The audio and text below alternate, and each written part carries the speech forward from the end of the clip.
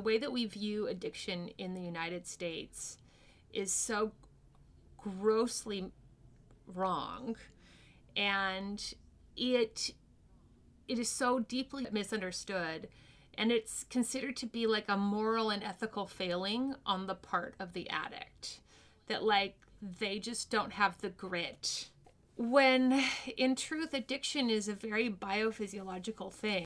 My mom has stage 4 cancer in her bones and in her breast. My dad's disease was 15 years, he died of ALS. I made a podcast about death, seemed like the thing to do. And if you're sad by all of this, well, you're gonna die too. Happy week, all. I hope it's a happy time, but it could be a sad time, and that's okay too. Whether you have the happies yesterday, sads today, or both of them all at once, I am so excited for today's guest. This is a very special episode because it is our 50th episode, and in honor of the Big 5-0, we have Audrey Moore today of Audrey Helps Actors. This is so meaningful to me for many reasons, because Audrey has inspired me in the acting and podcast spaces for years, and you got to celebrate your milestones where you can, right? So without further ado, Audrey Moore is a working actress and actor advocate living in LA. She's a proud member of SAG-AFTRA, and her credits include Netflix's Godless, Ryan Murphy's Feud, AMC's Better Call Saul, Castle Rock, Lucifer, NCIS, and more. And most specifically, I would love to shout out her podcast, Audrey Helps Actors. If you're an actor or interested in entertainment, this is the go-to podcast for actor information. It's listened to all over the world. Hallelujah to your next 6 months, because you will have so much content to jump into, and you'll just, no matter what level you're at, you're going to learn so much. She is so giving and always likes helping other people, and you'll just adore her the way that I do. Today, we are discussing the loss of her beloved father, Patrick, to lung cancer, and her beloved brother, Arlen, to alcoholism. She lost her father when she was 22, and she lost her brother when he was 36. So we are sitting here with Audrey Moore, who is an extremely talented actress and the host of Audrey Helps Actors. Like, what a huge honor and opportunity to have you here. Thank you so much. I'm really excited to talk with you. I'm so excited to be here. What a great, I've listened to your episodes. You're doing such a great thing. I think it's the kind of thing that maybe people, it feels heavy, like death feels heavy, right? Especially during COVID. But I think it's handled with such like a nice, I don't know, like if it's possible to be handled with the lightness.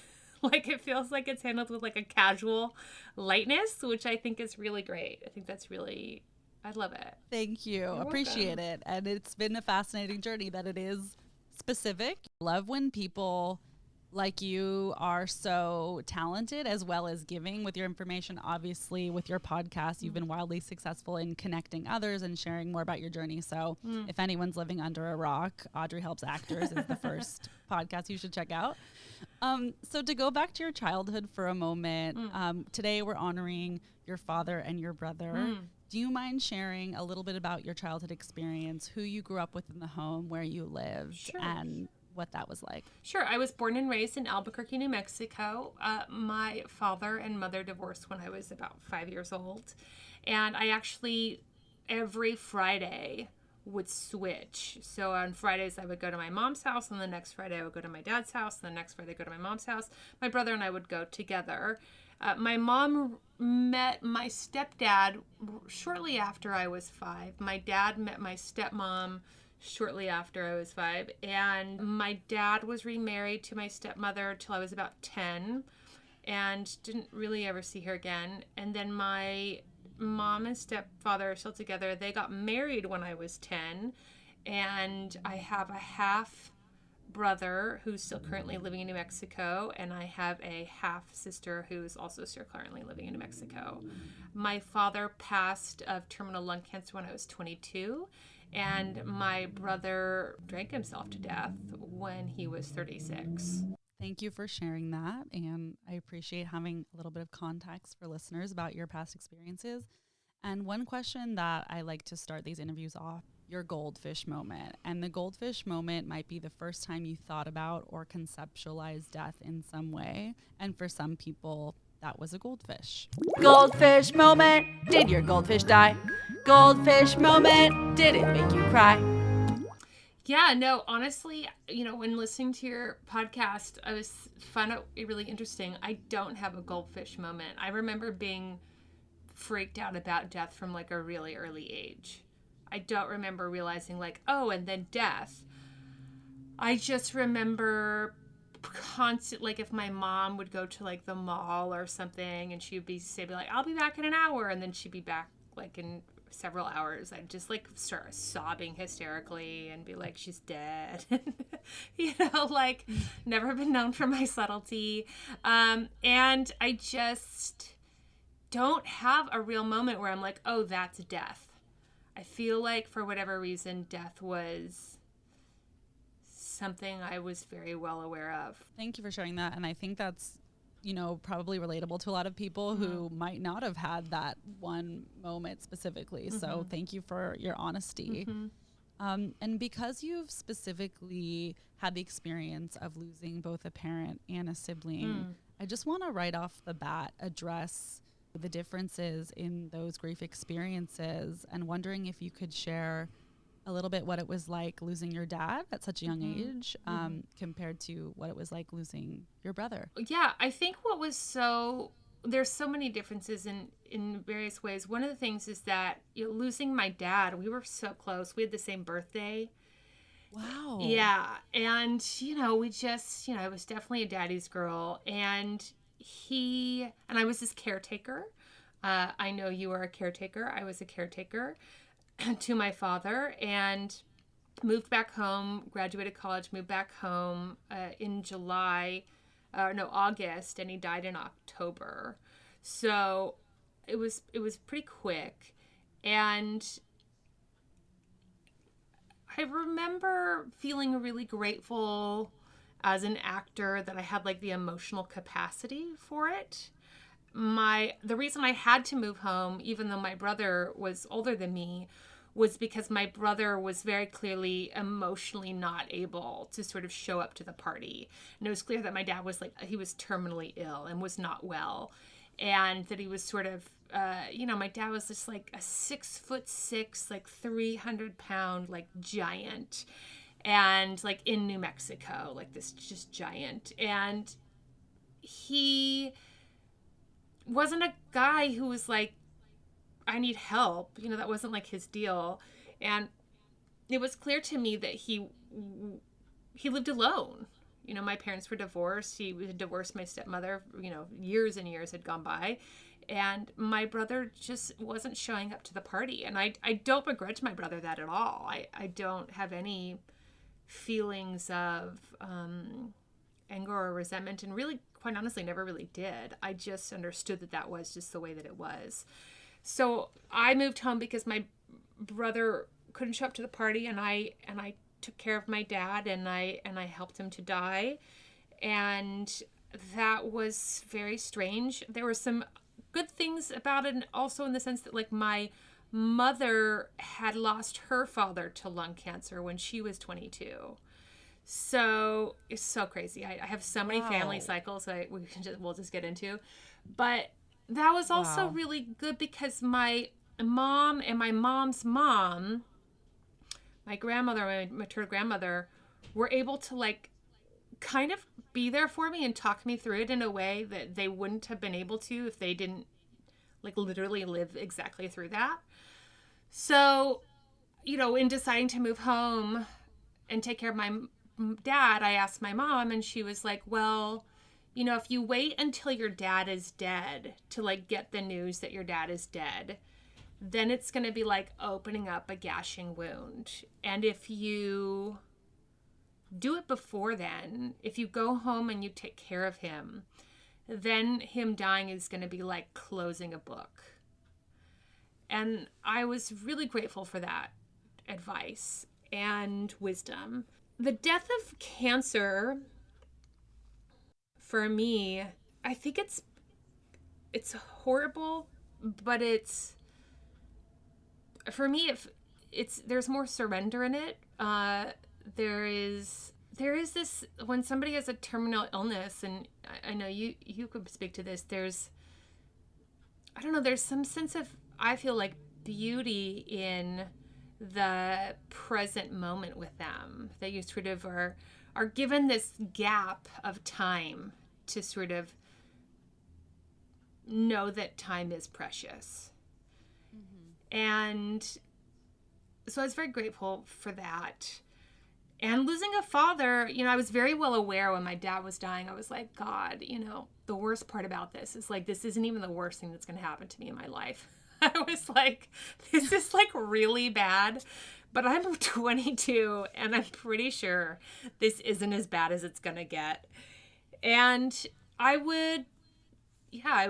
just had a lot, I had just finished a 4-year acting conservatory, and I would take care of him. I would go to the hospital and I'd have him forget who I was, and, all those horrible things that happen when somebody starts to die.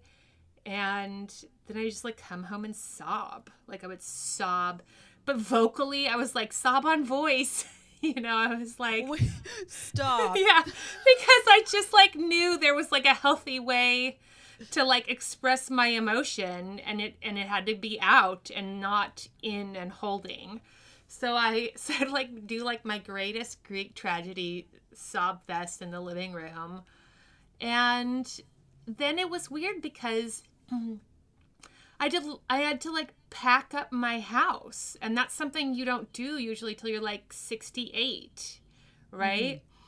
But because my dad was dead and he wasn't married and there wasn't anyone that's going to take it, it was like I had to just like pack up the house and get rid of it all, which is very surreal to me. And also I look back at being 22 and doing that,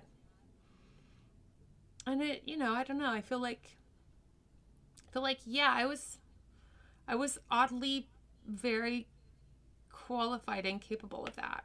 And for a 22-year-old, and I had help for sure. Like I said, my grandmother, she was a godsend in that whole time. And the loss of a parent is still like the right order. Like when a grandparent dies or a parent dies, even if it's too early, you feel like, okay, well, that's the order that goes. Yeah. Death of a sibling is so weird. It's the weirdest. It's so weird. Because I did a lot of research after my brother died. They call it the invisible griever. It's invisible grief. The siblings are usually like, they sort of disappear in the grief acknowledgement because the parents are grieving and there's a lot of attention to the parent. And then the spouse and children of the sibling get a lot of attention because that's their immediate family now. And the sibling just takes care of it. Like I took care of my mom, and I took care of that grief, and then I took care of the funeral, and I took care of all of that, and then tried to just prepare to be there for my nephews, my brother's children, who were 1 and 3 respectively when he died. Wow. And so it was very weird, because something I also didn't expect with grief of a sibling is that like you lose your identity in a very weird way. Like your sibling, a lot of our identity is based off of who we are in comparison to our sibling. Like that's how you grow up, right? You're like, they're the blah, blah, blah one, and I'm the blah, blah, blah one. And they have this personality trait, and I have that personality trait. They're good at math, and I'm good at arts. And even like they're the oldest, and I'm not, right? And then when they die, I experience like a very weird feeling of like, of I don't know, sense of self, because the person I had always sort of like yanged my yin off of, or yinned my yang off of, like was suddenly gone. And that was very strange. And then, addiction, I mean, your dad had ALS, and I feel like addiction, I've done cancer now a few times. in my life, not me having been diagnosed with it, but people I losing people to cancer. And I've done addiction, and I would do cancer over many more times before I'd ever go near addiction again. Yeah. Well, thank you for your honesty and having experienced both. I think that's so interesting and valid and honest. And addiction is fascinating because there's a lot of, can be a mental component that is different than cancer, like you're saying. And I'm wondering what advice you might have for someone whose sibling is struggling with addiction or who has lost a sibling to addiction. I know there's not a perfect thing to say, but Thanks. because you're here and your voice is so valuable. Well, I guess I kind of want to talk to two groups of people. I feel like I want to talk to people who love somebody who has addiction. And then I separately want to talk to maybe people who are listening who are addicts. I think people who are struggling with grief and loss often find themselves, unfortunately, on the path or on the arrival at addiction. And so to the person who is suffering from addiction currently, I would just like to say that the way that we view, to everyone, I would just say the way that we view addiction in the United States is so grossly wrong. And it is so deeply misunderstood. And it's considered to be like a moral and ethical failing on the part of the addict. That like they just don't have the grit to do it. And they don't have the muscle or the love for their family or the love for their life or the respect for their life. That's sort of the narrative put on the addict. When in truth, addiction is a very biophysiological thing. And it's much more like cancer, in all of the discoveries and education I had in my experience with addiction through my brother. It's diagnosable through 4 stages, just like cancer. And there are health consequences that go along the further along you get.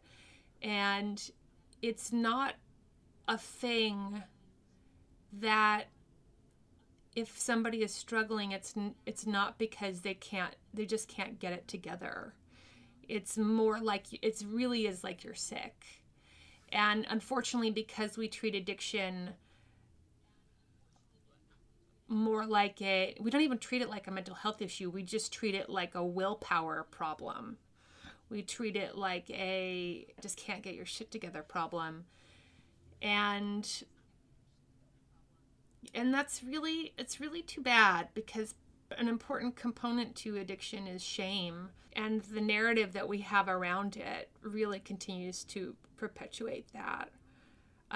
To the person dealing with a loved one who is experiencing addiction, wherever they are on that, whether that's somebody you're sort of just coming out of denial that they have a problem, or they're in recovery, or they've relapsed several times, or they're homeless, or they're whatever, right? I kind of just mostly want to say, like, I'm so sorry. And I just think that's like the most awful thing. It's like, cancer is like watching somebody. I guess it's kind of like you're watching somebody die, but it's like stage 4 cancer is like how my mom felt. I felt like it was like a book closing. And addiction is like, do you ever watch The Matrix? Or not The Matrix, Marvel comics? Do you ever watch the Marvel movies? Mm-hmm. Do you remember that episode or one of the movies? And it's not Storm, but it's like Raven, whatever her name is. And she's like she's like got all the power, and she's like crazy and frustrated with rage, and she's just feeling, and then there's like this storm that's happening, and she's like ripping up. Everything is like coming up and like being pulled out of the earth. And then you just see like Professor Xavier's face, spoiler alert, just like start peeling off, and then suddenly like expelled into nothing. I feel like that's addiction, and Professor Xavier is like your parent. I appreciate these visuals, so thank you for relating it back to the biz. You know, I so appreciate that honesty and you being able to speak to this, because it's so interesting what you're saying. So first of all, as a whole, the United States, the way that they treat and address death and dying is problematic, because for real, you know, there's no time off work. It's a few months, and then you're kind of, that's it. And people don't check in and don't know how, and don't have the tools to address mental health on the person who's experienced the loss. And that's just in general. And then when you get more nuanced and specific to mental health issues or something related to that, it's even more taboo to address or discuss, which is really unfortunate, because I think the more that we talk about it, the more we learn. But I'm so glad that thank you for speaking to those camps of people, because something, and then I'll ask you another question, I promise, but something that has been really heartbreaking since starting this podcast was when I started this and I started interviewing over 2 years ago now, I thought, I don't think I know enough people to do a podcast like this. And the people that have come out of the woodworks of people that you're like, oh, I know everything about their life. I see them all the time. Yeah. They're like, by the way, I lost, you know how I have a sister? I actually had another sister. And you're just like, really. What? Yeah. People don't talk about it. And having a few guests on the show, some people, it's broken my heart, said, you know, I'm so sorry. I don't think I'm a fit. I lost my person to suicide or addiction. And I don't know if anyone would want to hear that or would really benefit from that. I've had more than one person say that. I have to say, like, that is so real, because even when I was like, oh, because, you know, you want to know which, like, who have we lost? And I was like, my dad, or I've lost several people, but, you know, most immediate to me is my dad and my brother, obviously. And I was like, I wonder if she'll like pick one, and like what that'll be. And I remember thinking, like, God, if we like talk about addiction, like, I don't think that's anything anyone wants to listen to. Like, that's my honest feeling about it, is that it's so dark. Like, however dark you think it gets so much darker than that. And like my best, closest friends don't even know how dark it was. And I'd say like the only person that really knew the depth of the darkness was my husband, who has his own family journey through that. And so he was such an incredible support to me, because he was like, yeah, no, that's what that is. Yep, no, that's how that is. You know, like there was just this, and again, like an easy acknowledgement of it, right? But just, it's just bleak. And I think that's it. I think people who talk about addiction and have experienced somebody lost through addiction, it just only feels like loss. Is there an example that comes to mind of one time in your life or your early adult life pertaining to addiction that might be helpful for others? I guess you mean in terms of like talking to people who are giving people a fuller picture of how dark it is, or giving people an understanding of like what the addict is going through, or like in terms of what? Yeah, that's a good, I don't think I was very clear. Yeah, I'm curious if there was a couple examples of times that you process your grief gradually. So maybe at this stage, addiction brought this into your life, and at another stage, this was brought into your life, or if there's a story about your brother's addiction experience that might be helpful to share to others. I mean, in terms of grief, addiction is really, depending on what your experience of maybe like a gradual cancer is, right? Like addiction is something where first you have the really horrible experience of coming out of denial that they are in fact an addict. And that's a really horrible moment for anyone. And there's a grief attached to that. Then there is, depending on the addict and depending on what it is, I mean, it's like watching somebody be tortured. And torturing themselves, and like you can't do anything about it, and yet you feel like you can, and like you should, and yet you can't. And the struggle for control is very real, and unless they're minors, you literally have no control. And then these scary scenarios that haunt you with that lack of control. So, you are concerned and scared for them being homeless and maybe freezing to death at night. You're scared of them getting mugged because they are attacked because they're on something and are vulnerable. You are scared of them getting into a vehicle and killing an entire family of people. You are scared of them going to jail and living in jail and having the horrible life experience of a life in jail for the rest of their life. And that the whole time that they are in struggle, whether that is a few months or whether that is many years, decades for some people, that haunts you all the time.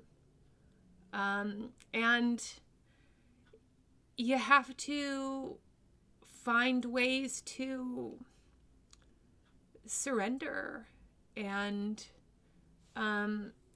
be present, knowing that even though those are like your worst fears, that like you don't know that that's true. So anytime you're spending in your like mental life struggling with those ideas or those horrific nightmares about somebody that you love, they're not real yet.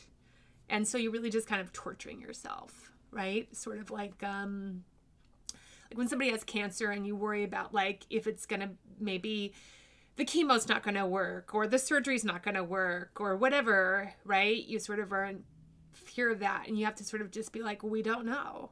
We just literally don't know. So we're just gonna sit here. And I would say that's like your mental struggle in terms of like,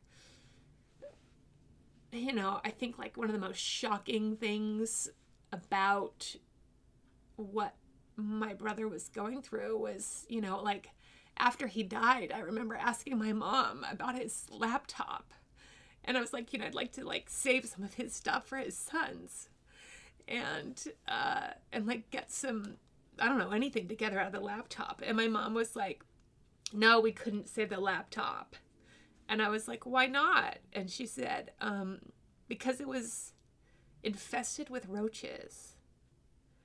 And I was like, well, what are you talking about? And she was like, it was infested in roaches. Like, and I was like, his laptop was infested with roaches? And she was like, yeah. And I just remember thinking like, God, how bad did it have to get that like your laptop is infested with roaches. And that's some like serious, like, what's that fucking famous novel about like the levels of hell? What's that one? It's like some Dante's Inferno level shit, right? Mm-hmm.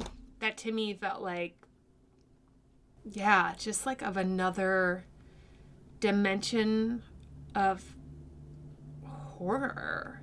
And then you think about that person that you love living that reality, and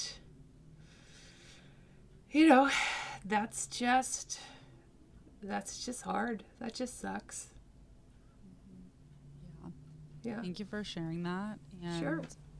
I appreciate it. And there's a couple people I can think of specifically who I know will just really appreciate getting to hear from you. You know, a couple whose brothers specifically are currently going through some parallel journeys, and a few people who have lost their brothers. Yeah. So I just appreciate it. I'm glad. I mean, one of the things that I felt like really nurtured me in that time, I actually feel like I'm pretty good with grief. Like, grief is easier than like the struggle to death, like the struggle between like cancer diagnosis and death. Like, that to me is really traumatizing. But like death and grief to me feels like, okay, well, like just like continual surrender. And one of the things that really helped me after my brother's death was there was a handful of people who reached out whose brothers died and who just knew about it. And they didn't even say much. They were just like, my brother died and he died of this and I get it. And I just felt like, okay, cool. Yeah. Yeah. It's a specific, you know, experience that it feels like so many people haven't been through grief in general, and yet so many have and so many will.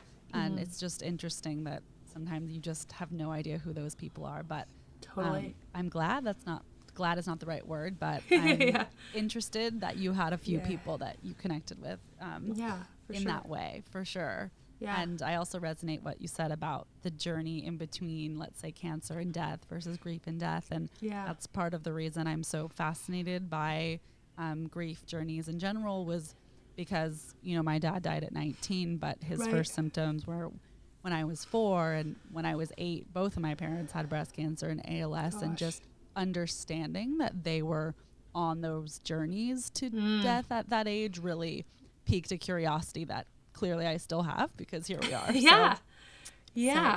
I have nothing but respect for that, honestly. I think I'm always shocked by the amount of people that death has just not really touched, you know? Right. And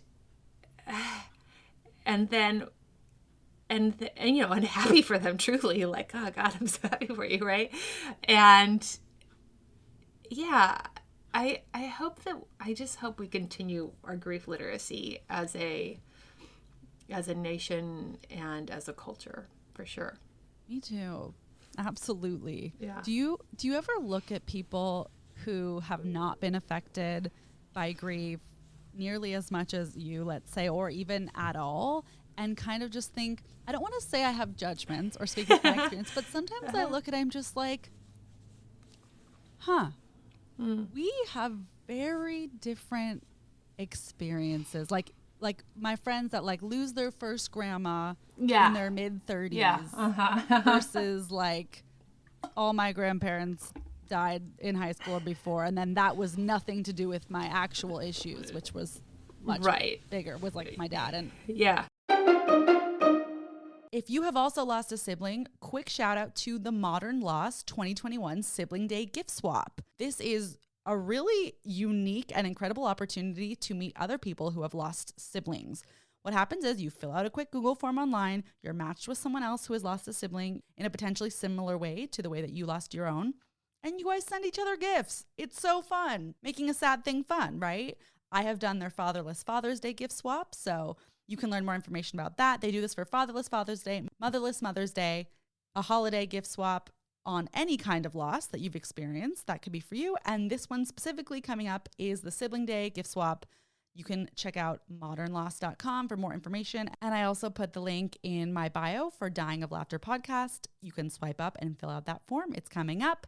Sibling day, gift swap, let's make sad things fun. Hey. So for you, how does that come up for you since you have experienced these losses? What is that like relating to other people who may not have? I think that because I'm so open with my grief experiences and have always really been, I'm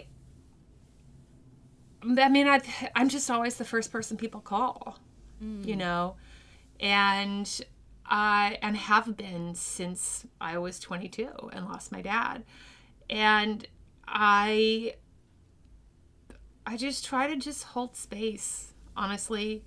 I think that I just try to tell them, like, when somebody calls me with a loved one who has a bad cancer diagnosis, I try to, you know, just be empathetic and be present and give them some thoughts.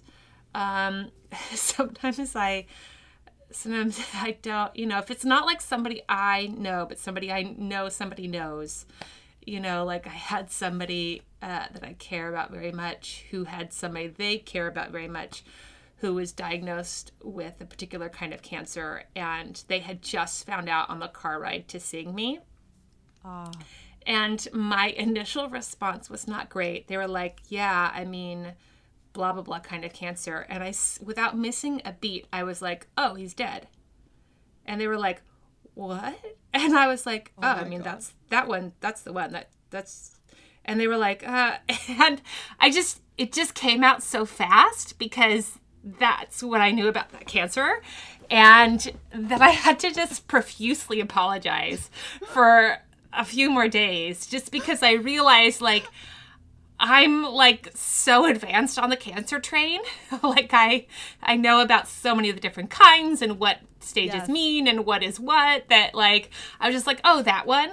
And also, not for nothing, but like when my grandmother, people would tell me when my dad had stage 4 cancer, they were like, my husband had stage 4 cancer and he was told blah, blah, blah. And now he's been living for the last 15 years. He can't move or get out of bed and I have to change his bedpans. But like, he's there and he's still like, you know, has some time with his grandkids now and then. And I'm like, I would feel horrible that I was like, God, am I just, is this my life now? Am I like caretaking my dad from cancer? And then do I feel bad about that? And then do I feel bad that I feel bad about that? Like, what do I feel? Right. And I called my grandmother and I told her all these feelings, and, you know, she was such a light for me. And she goes, not with lung cancer. And I was like, what? And she was like, no, not with lung cancer. Once it goes to the lung, you're dead. And I was like, oh, okay.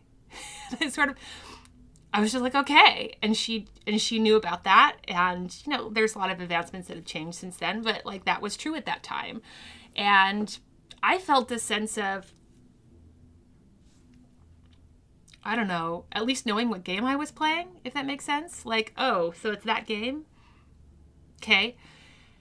And so when my friends were like, oh, it's this cancer, I was like, oh, he's dead. I think my internal feeling was like, oh, here's what to expect. Like, help them die. Don't like fight for them to stay alive, but help them to like close their life and be a part of the beautiful process of closing their life. But if you've never experienced it before, then I think that's like teaching, you know, physics to somebody who's never taken algebra. Right. I'm picturing that conversation and I selfishly want it to be like in the episode of a television show or something. You're like, here's this person's view and here's this person's. So it was like not my proudest moment, but yeah, you know, I think I just try to be empathetic, and I think it's also really all, I don't know if you had the experience, but I have this feeling of like, then it's really, I feel very nurtured then by the fact that they suddenly have an awareness of what I went through that I left them out of. Yes. Right? And they're like, did you go through this? And I'm like, yeah, that's it. And they're like, oh my God, like, this is my grandma or my pet or my whatever. Like, I can't imagine this being, somebody so close to me. And there's an acknowledgement that that brings us closer together, I think. Being seen, right? I absolutely agree. And I'm like just starting to like get over that hill of like a few more people I know's like parent is starting to, and they're like, wait. Right. Wait. Have you been doing this the whole time? And you're like, yes. That's why I'm obsessed and have a podcast. Yes. Yeah. Yes, totally, right? Right. Yeah. And it's interesting. We both have our own like unique experiences of like, I feel like if someone were to have lost a sibling and a parent, God forbid, they would, I mean, what a perfect person to call. And perfect is a weird thing to say, but yeah, right. I would totally call you too. And since I have one parent that died and one person with a stage 4 diagnosis, if anyone's parent gets it, I'm like the parent girl. Like my parent has this, my mom has that, my dad has that. And I'm like, let's talk talk about it. So we're just those people. Yeah. I'm curious. So when you said you were 22 and you felt like uniquely qualified, that just struck a chord in me because you are just so that way from what I know of you, of being able to hold space from, your podcast. It's interesting. I feel like I know you so much more than I actually do, but from that knowledge, do you think the ability to hold space is something that was innate within you from the get-go, or do you think it was something that was nurtured because you're so qualified and you're so lovely in the way that you can hold space for others? I'm curious when you think that started, or if it was always in you. Well, that's a hard thing to judge. I mean, I think my mom would say that I was always a caretaker. She was like very able to see like, this child, not a caretaker. That child, caretaker. That child, not a caretaker. That child, caretaker. And I think that in combination with emotional capacity, right? Like if you've been through an acting conservatory, you just like cried for 4 years. Like that's what you do. And so that's hilarious. It's an interesting way to say like emotions aren't as scary to me as they are to everyone else. Right. Like my general therapy experience is me being like, and how does that make you feel? Well, I guess it makes me feel anxious. And why is that? Well, it makes me think about this time of blah, blah, blah with my relationship with so-and-so. And what do you think about that? Well, I don't know that I need to be doing that anymore. Yeah, I'd say you could leave that out. And I'm like, great. Like so easy to therapize because I'm just like, yeah, this is how it's fascinating. It's like I can identify how I feel. And I don't think I have a lot of awareness that that's not common. I have an ability to know very much how I feel, why I feel it, and to give myself like actual literal permission to feel it. What a valuable skill set, and how great that you are able to share that just even from being you and from sharing that on your podcast. Like you just being that way, I feel like is the gift that keeps on giving, because hopefully it can encourage other people who are less so that way to step into their own emotions, because I think that's so important. And that's even very self-aware that you are, that you know that you're that self-aware. So it's meta. Well, yeah, it is meta.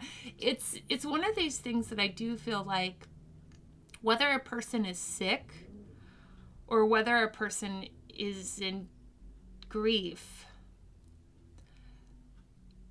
I do feel like I can receive this is going to get real hippie, you guys, but like I can receive the energy of those emotions, which is often very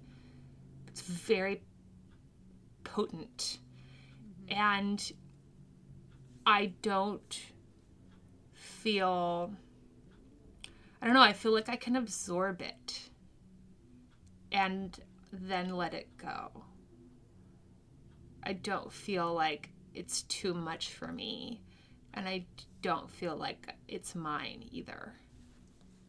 Because you say that, and you are an extremely talented actress, and you specifically have done a lot of dramatic work, I do wonder, do you feel that your grief experiences are something that you draw upon in your work, and or do you feel that your grief experiences have influenced your life as an actress? Absolutely. I mean, when my dad flew me home after I graduated college to tell me that he had stage 4 cancer and he had 2 to 6 months to live, he literally said to me, I think I said something like, well, at least I'll have something to like draw upon in my acting. And he said, I told that to the oncologist, which I thought was really funny. And yeah, I think there are certain wells that you just there are certain wells you'll just always be able to draw on. And definitely that for me. Also because of it, I think it affects my casting in a very interesting way, things that are sort of about like characters that are like, how do I fix this boy who's treating me poorly, or like, what do I do about this lack of organization in my life, that those characters don't sit on me as easily. But characters that I tend to book and that tend to resonate very well on me are characters who are dealing with like real life or death, or like just giant insurmountable obstacles.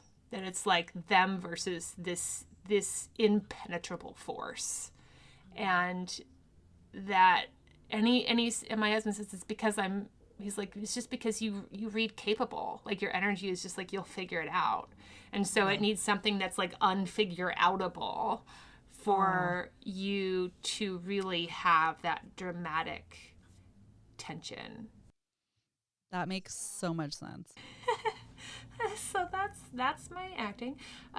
In terms of my career, my priorities really, I just changed my idea of what is important at a very young age, and I value things, I think, very specifically because of that experience and because of those experiences. And I feel really grateful that I was able to come out of both of those experiences more expanded, more awakened, more alive, more compassionate, hopefully, more empathetic, hopefully, and instead of the opposite, which I think is very common and understandable, which is just, more upset, more frustrated, more closed off, more broken, more all of those things. I feel so grateful for an art form that has allowed me to truly explore the human value of life and death. I love that. Have you ever played a character who had lost someone to cancer or to addiction? It's so interesting. I haven't yet, I don't think. Or had an audition, I should say. Oh, I have the auditions. Yeah, it's interesting. I don't until very recently get those auditions. Like, I'm only getting into an age category where those auditions really come about. And I tend to book like comedic characters in dramas. But I've had some recent bookings, definitely, where just even Can you tell us what they are? I we can't. hope that. No, I wish. Okay, no. we will never know. We will never know until we know. Until we know. And then we will know. You'll know. It'll be clear. I can't wait. I have had some recent bookings that very much have to do with my understanding of these worlds. And yeah, I think I just think I'm just getting into an age category, because a lot of those characters are the nurturers, right? And I'm just getting into an age category where I'm being allowed those auditions and those roles. Isn't that fascinating too? That society puts that on people of a certain age to have 100%. the experience of being able to hold that, when really you've been able to hold that all along. Yeah, and I get it in terms of like, if you think of target audiences, right? If you're gonna write a show for 22-year-olds to watch, are you like, yeah, no, 22-year-olds definitely want to watch a show about their parents dying of cancer? Like, I don't know that. I don't mean to laugh. No, that's real, right? I'm like, I don't know that that's a pitch. I'm like, they sure do. And that's not a knock on 22-year-olds. I think that 22-year-olds watch all the time shows about themselves getting a weird kind of cancer, or their like boyfriend or girlfriend getting a weird kind of cancer, or their sister maybe. But like, no, not usually like, yeah, do you want to think about your parents dying early in your 20s? Like, do you want that story? Like, no, I don't think so. And then it's like, hey, do you want a story about being young and having a sibling ravaged by addiction? No, you're good. Let's not, like, let's make friends instead, right? Like, right. Let's have Jim and Pam be in the office. Let's not have them have siblings ravaged by addiction, right? And there are some great characters, there are some, I mean, what is that? The Resident, Emily Vandekamp's sister struggles with addiction. But again, it's like, honestly, like, I haven't really seen it done very, very accurately. And I just think it's too dark. I agree. I think it's too dark. For instance, the exec is like, we love that. Okay, now take out the death. Let's make them laugh. Exactly. And instead of at home, they're at school.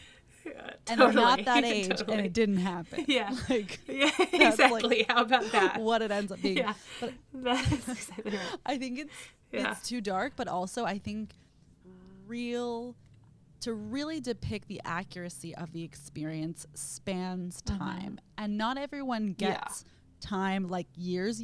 My experience is unique, that it was almost 15 years for my dad, which is strange. But even if it's a matter of months, it's like you just can't show what that person is feeling and the complexities in 22 minutes or in 1 hour or in a few hours. It's like, how do you show them over the years or the months or the weeks?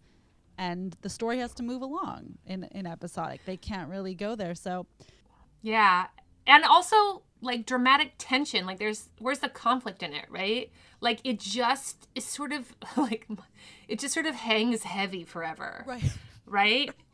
Like, and that's why like somebody dying suddenly of cancer over 2-episode arc in Grey's Anatomy is like, okay, and then it's this, and then it's like, uh-oh, and then it's this, and then like, oh no, right? But like cancer is actually like usually this just pretty long, heavy thing that's just like dragged out, and you don't know. I mean, honestly, that's what I've been telling people about. Like my experience of COVID has been like somebody in the family has cancer.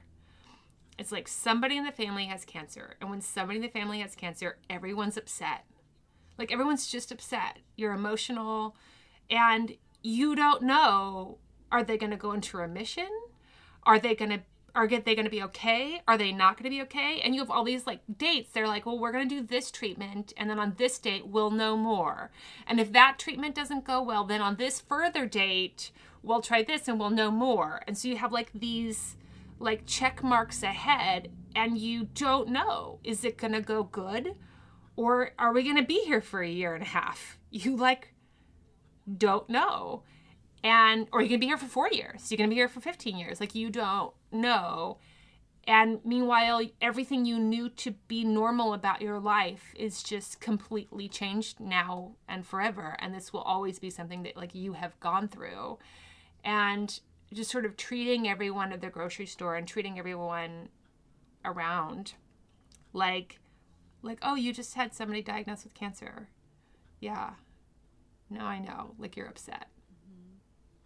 Absolutely. This was, I don't know about you, and that's totally fine if this is not your experience, but for me, this year was the hardest time of my life besides my dad's death and besides my mom's first diagnosis. And I'm really overjoyed to say I'm not in that place right now. But for several months, I feel like there was a hump of everyone was low.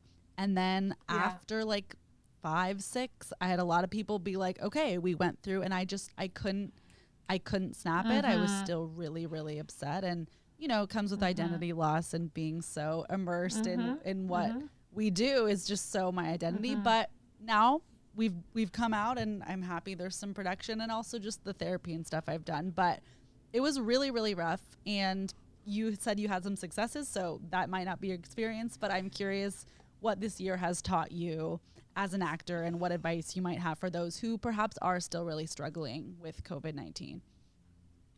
Yeah, I would say therapy. You know, like everyone needs therapy. I don't know. I feel very clear about that. Like, I just feel like, you know, if you are, especially if you're in an emotional field of the arts, right? Like, I always say that, you know, if you were an athlete, you would have somebody working on your muscles and your body all the time. Like, that's what athletes do. They have tons of doctors and tons of physical therapists, and they're like on that body all the time. And like, if you are in the field of emotions for a living, then I think it's good business, if nothing else, to have somebody on your emotions and on your emotional and mental wellness all the time. And, you know, it's like, even when somebody has a cancer diagnosis or something, it's like, you gotta get into therapy. Like, you just got to, like, don't do it yourself. And I think people don't, because the resistance is real, you know, but And like I said, feels very scary to most people. But grief is one of those things that it's coming for you. And you either handle it slowly but steadily and with help from a professional, or you like hold it under the water until it festers and starts destroying parts of your life. That's just really how I feel about grief. And, you know, I encourage people to get help. And in terms of what I've learned this year, I think the greatest lesson I've had is I've just realized, like, oh, okay, there was like 9/11, and then there was like the housing collapse, and then there's this. And I'm like, oh, like every 8 to 10 years, like there's something coming. And I already feel that way about like everyone being ready to die, because like when you experience traumatic loss, you're like, okay, who's dying? My husband always says about like our household that I'm like obsessed with somebody having cancer, whether it's me or the dogs or him. I'm like, he says somebody in this house has cancer and you're going to find it. And I haven't really thought about that in terms of like the external things, right? But I think I've just lived through enough of them now to know like they're coming in some way, whether it's a wildfire or a earthquake or a hurricane or a pandemic or a war or a terrorist attack or, you know, whatever, right? Yeah. And I think what it's taught me this time is that like I can't afford to be bankrupt in any one area of my life ever. That like financially bankrupt, I mean, luckily that's not been my situation, but I see that that's happened to a lot of people who are already living on the financial like bankruptcy line. And now this time is very scary and very real for that. And emotionally bankrupt, you know, spiritually bankrupt, physical health, you know, all those sorts of things, that things come for you, whether that's the diagnosis of a loved one or some crazy fucking pandemic. Things come for you. And if there's no like buffer gap then it's harder. And so it's like, what kind of buffer gap? Like try to be, it doesn't mean like overachieving. It just means like have a little buffer of finances, have a little buffer of mental health. If like you're already in like deep depressive apocalypse mode and then the apocalypse happens, Right. you know, there's no buffer. So that's something that I feel like I've learned that I'm taking very, very seriously. That's such a good point and so helpful. And I appreciate you reiterating the importance of talking to someone, because I just, I don't know how people don't, is what I have to say. And not, I'm like, you're not? How are you? Why not? Like, what do you mean? Like, is it your dog? Yeah. Like, is it your plant? You're talking to someone? Like, yeah. What's going on? Yeah, I'm going to send that part to my mom too, because my mom is just, you know, I'm always talking to people, you know, like friends and then podcasts and therapy. And she's like, what? Like, didn't you like say enough today? And I'm like, I know. No, I did not.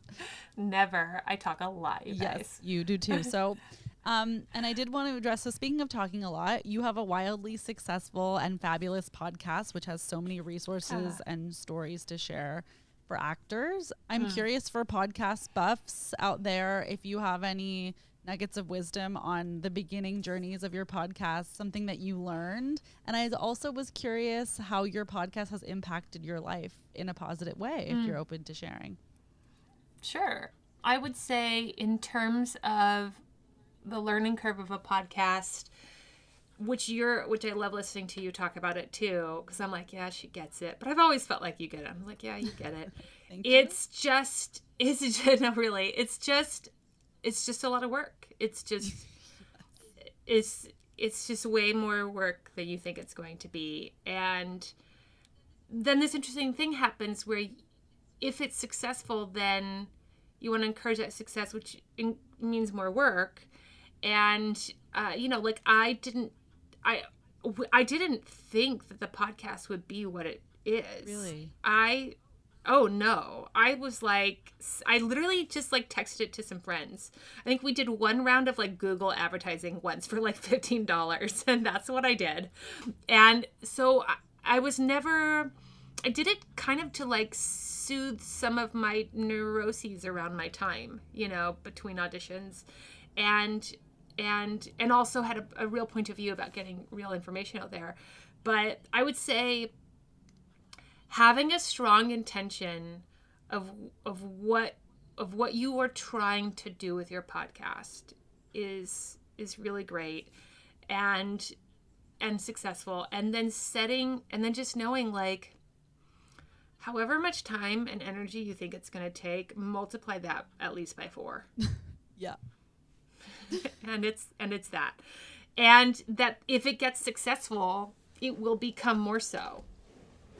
How do you, I mean, I'm just so curious, like how you even manage it, because it seems like everyone I know listens to Audrey Helps Actors. And I'm going to be honest, sometimes I'm so happy for you because you are amazing. But sometimes I'm like, wait, that was like a cool thing. That's like special sauce. Like you all get the sauce. And I say that as a compliment to you. Yeah. Like everyone knows about it. So, okay, you're amazing and you texted it to people, but now everyone listens to it. Like, how did this happen? And how do you have time to like still do it? I know there's, you know, pausing with COVID times, but how are you doing it all? And that's just me complimenting you in the form of a question. Thanks. Well, I feel like it takes one to know one. I feel like you're also doing it all. I'm also just like really clear that I'm not doing it all because it's healthy. Like people are always like, Audrey, like, how do you do all this? And I'm like hypervigilance is just the flip side of the depression coin. And so some people go into flight, which means like a lot of people just like can't get out of bed. That's like what flight often means, right? And some people go into fight. And fight looks like hypervigilance, and it looks like I'll just get like a million things done and like it's just fine, and then when I'm done getting a million things done, I'll do a million more. So I'm like very self-aware that it's not coming from like a healthy place. It's just a societally healthier option, Yes, as it seems, in America, to overwork yourself than to underwork yourself, right? So that, I'm very passionate about it. And people ask me like how long I plan on doing the podcast. And I'm like, I think forever, only because even as my schedule gets really busy and all of that, and then, as my acting career continues to require more of my presence and hours on set, hopefully that's then balanced with more income, and then I can outsource a lot of the actual work part of it. And I just feel really, I don't know, I'm just like such a thespian nerd.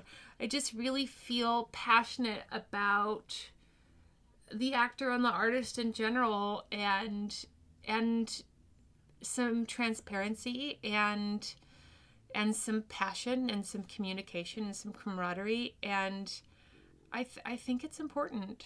I love it, and very well said. And it's wonderful that podcasts are able to strike this amazing balance for those who are interested in them, where it's like you're able to give back in a way that makes sense. It's helpful. It's actually impacting this industry specifically and people's lives for the better.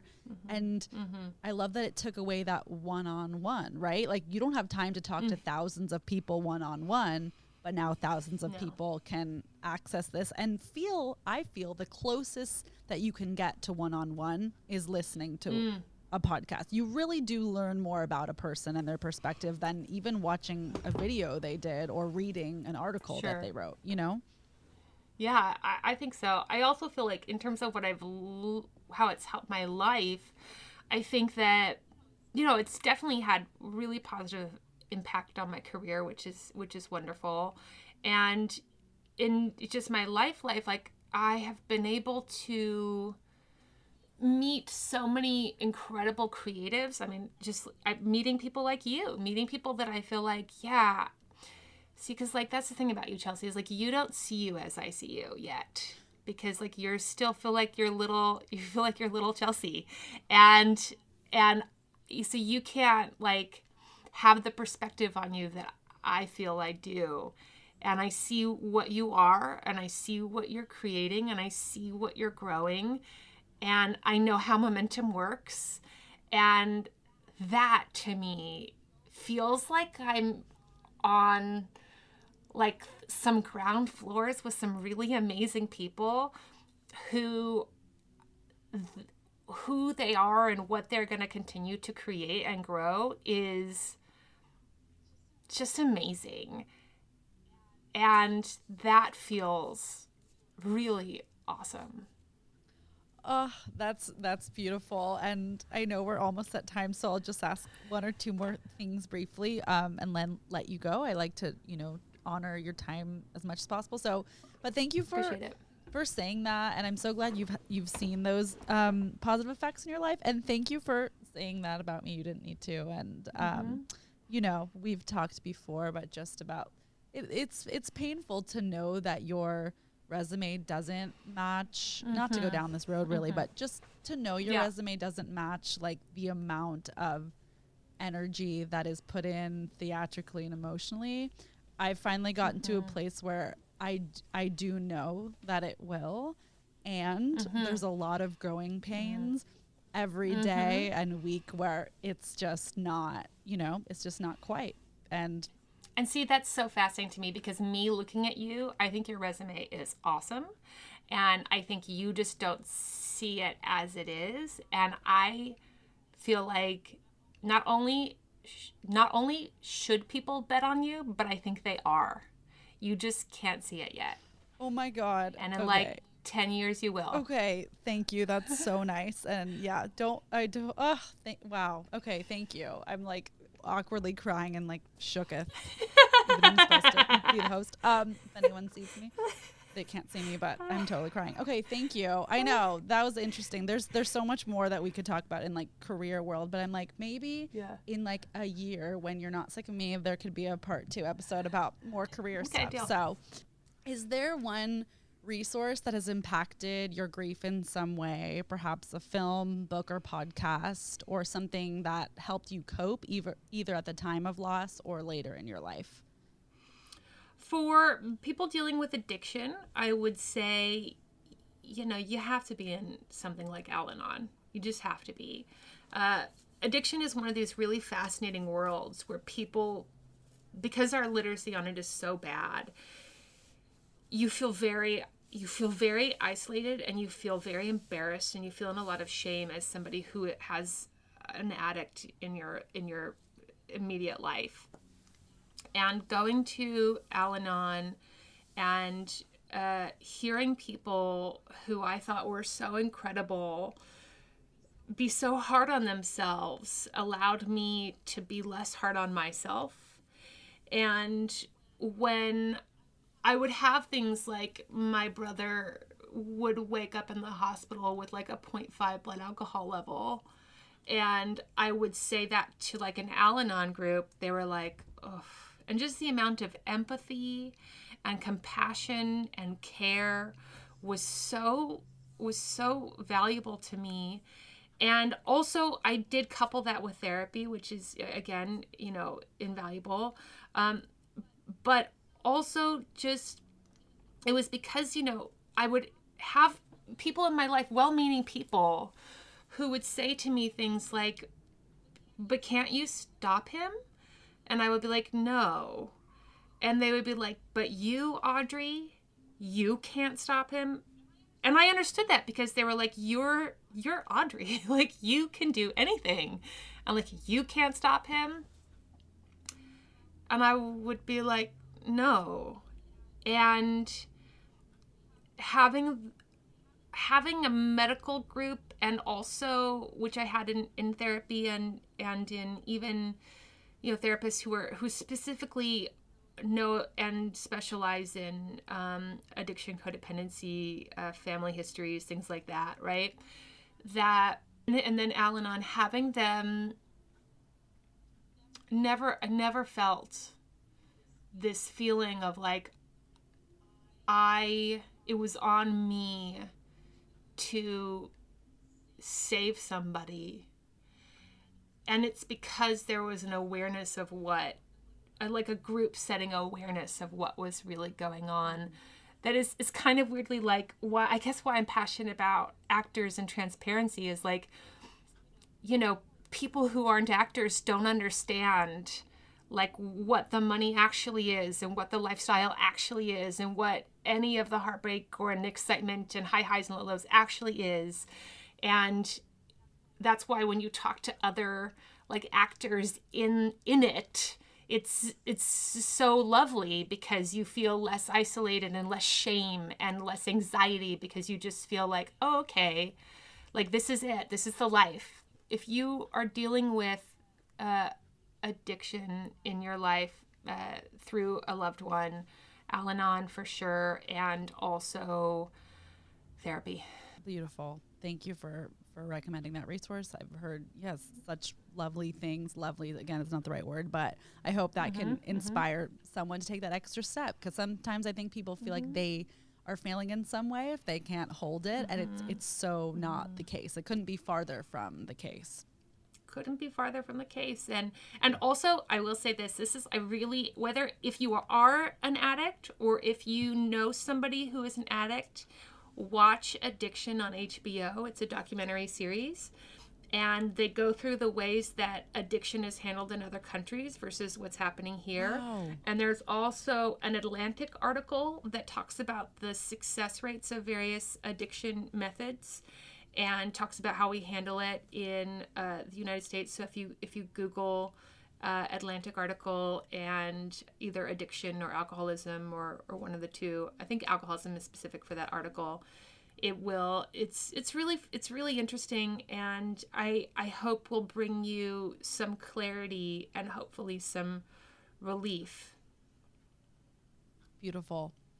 And lastly, I'm just going to share quickly my 2 favorite moments from your podcast, if that's okay. Yay. Like two little things that I just have always stuck with me is 2 things literally, like legitimately everything. I could list 100 things, but one, when you speak to how passionate you have been at such a young age and how it's been your whole entire world, I just feel connected and I feel seen and I appreciate it so much. And I don't know why I mentioned that, only just because it's just such a unique experience to have felt so connected. And I think a lot of people have felt that way, but there's also a lot of people that like say they have, but they haven't. And I feel like you're in the same category as I am when someone says they found their passion and they discovered this thing in theater school or in high school and then their life changed. I have a side eye of like, oh, that was like 15 to 20 years after, but okay. Like, yeah.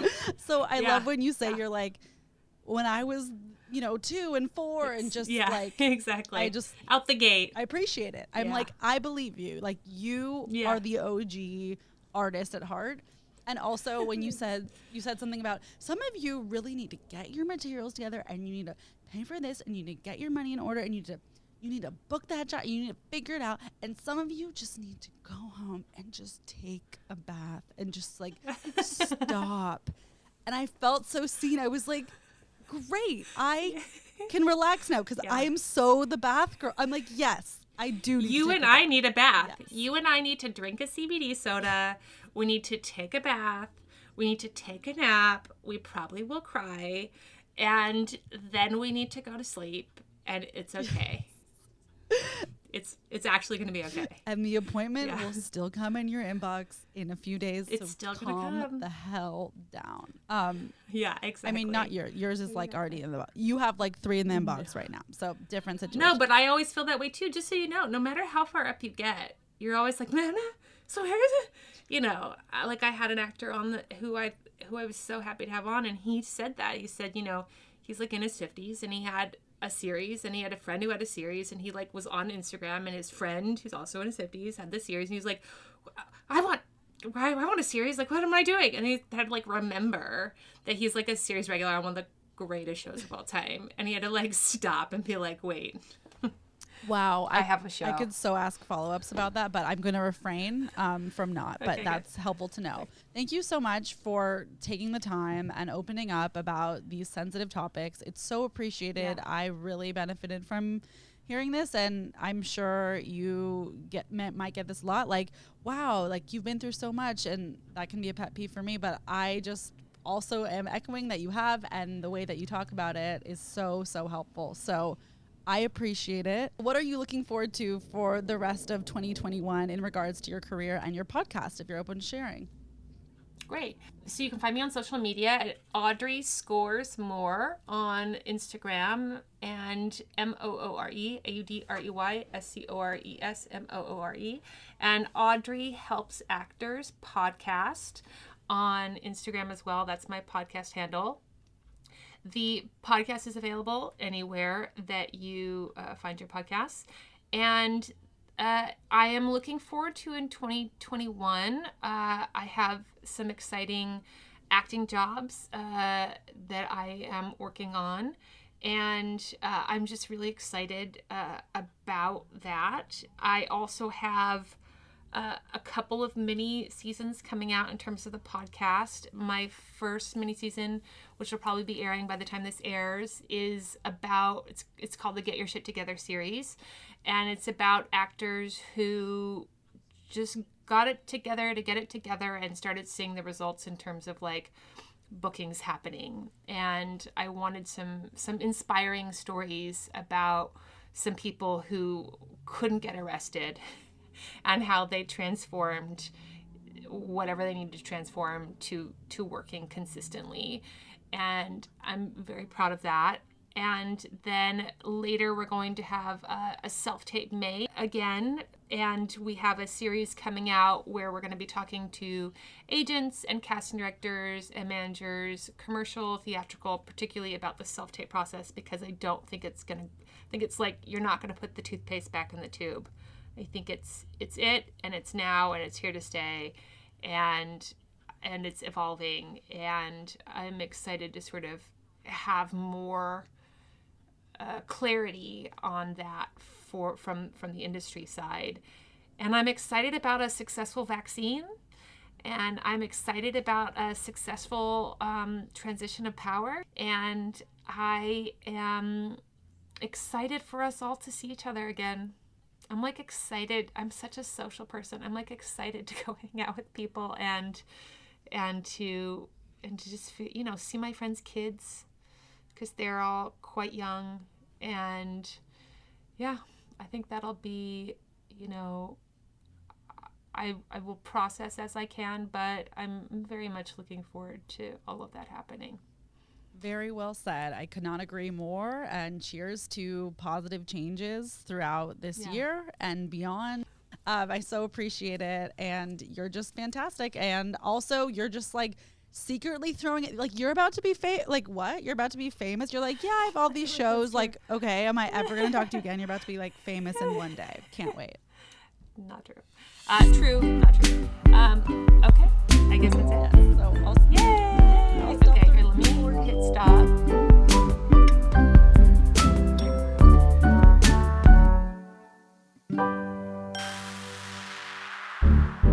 Bloopers, bloopers, bloopers, bloopers. And also some really hard pills that we've all swallowed. Actually, Yes. I don't think I'm going to say that on an episode about addiction. Okay, it's fine if you did. Okay. And you should keep that too, because that's funny. Okay, maybe in the bloopers.